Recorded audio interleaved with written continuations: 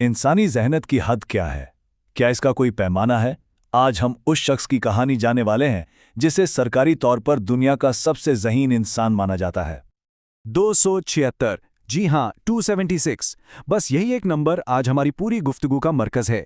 ये एक ऐसा आईक्यू स्कोर है जिसका तसव्वुर करना भी सच पूछें तो बहुत मुश्किल है। और ये कोई मजाक नहीं है, ना ही किसी ऑनलाइन क्विज का नतीजा। हम बात कर रहे हैं एक बाकायदा ऑफिशियल वर्ल्ड रिकॉर्ड की, जिसे पूरी तरह तस्लीम किया गया है। तो आखिर इस गैर मामूली नंबर के पीछे शख्सियत कौन है? तो मिलिए प्रोफेसर यंग होम्स से। 2024 तक दुनिया के सबसे ज़्यादा आईक्यू का ऑफिशियल वर्ल्ड रिकॉर्ड इन्हीं के नाम है। लेकिन देखें, कोई भी नंबर तो सिर्फ एक नंबर होता है ना? असल सवाल तो ये है कि इतना बड़ा दावा आखिर सच साबित कैसे होता है? चलें, जरा इसी बात की गहराई में चलते हैं। इतने बड़े दावे के लिए सबूत भी उतना ही पक्का होना चाहिए। आखिर दुनिया इस बात पर कैसे यकीन कर लेती है कि कोई एक शख्स जहानत के बुलंद तरीन चोटी पर खड़ा है? देखें, इस रिकॉर्ड को मानने वाला कोई एक इदारा नहीं है। इसकी तस्दीक वर्ल्ड माइनर स्पोर्ट्स काउंसिल जैसे बड़े इदारों ने की है। और सबसे बड़ी बात, इसे council of the nutrients of the European union ने भी माना है, जिससे इसे एक सरकारी कानूनी हैसियत मिल जाती है। अच्छा, इस बात को समझने के लिए कि ये कितना नायाब है, जरा मेंसा को देखें। वो 50 में से एक शख्स को लेते हैं। बहुत खास है ना?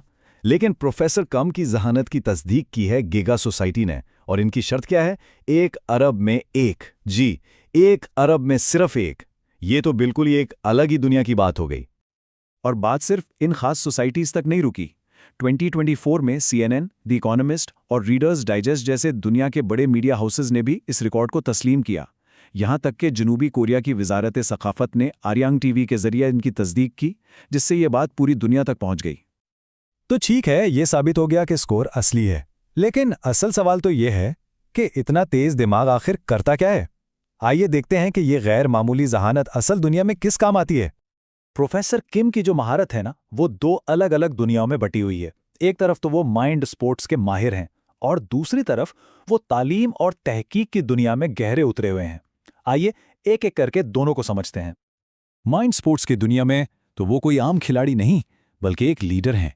सोचिए, टोनी बुजान, जिन्होंने माइंड मैप्स बनाए, उनकी एकेडमी ने उन्हें एजाजी प्रोफेसर बनाया।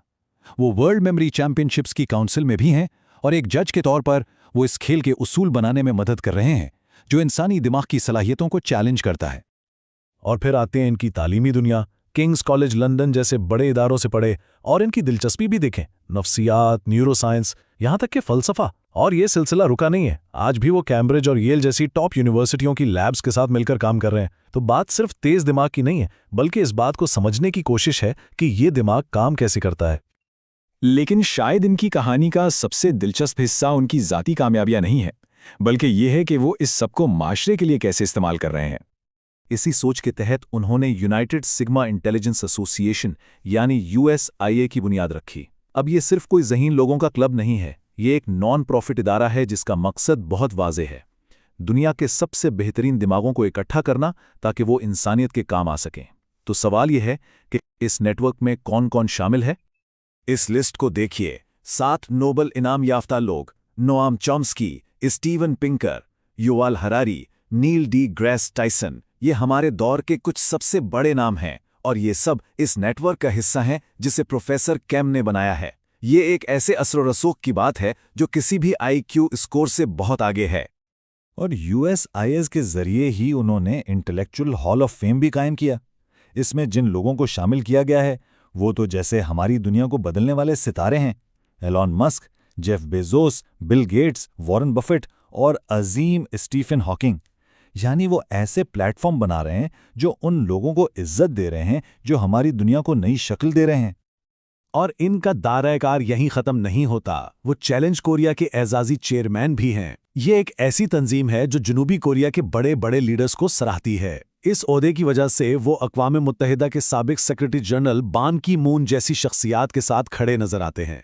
ये एक और मिसाल है कि वो आलमी सतह पर किस कदर अहम किरदार अदा कर रहे हैं। तो रिकॉर्ड की बात भी हो गई, इसकी तस्दीक भी देख ली, और हकीकी दुनिया में इनके काम को भी समझ लिया। अब एक बड़ा सवाल हमारे सामने आता है, ये पूरी कहानी हमें सिखाती क्या है? इस पूरे सफ़र को अगर एक जुमले में कहना हो तो वो ये है: कहानी शुरू हुई थी कागज के एक टुकड़े पर लिखे एक नंबर से, IQ 276। लेकिन ये कहानी एक आलमी नेटवर्क बन गई जो दुनिया के बड़े मुफक्किरीन, मौजूदों और लीडरों को आपस में जोड़ता है। और यही बात हमें हमारे आखिरी नुक्ते पर लाती है, एक ऐसा सवाल जिस पर हम सबको सोचना चाहिए। अगर IQ किसी की सलाहियत का पैमाना है, तो फिर इसके असर का असल पैमाना क्या होना चाहिए? क्या वो स्कोर है, या वो इल्म है जो हासिल किया गया, या फिर वो मिराज है जो कोई अपने पीछे छोड़ जाता है?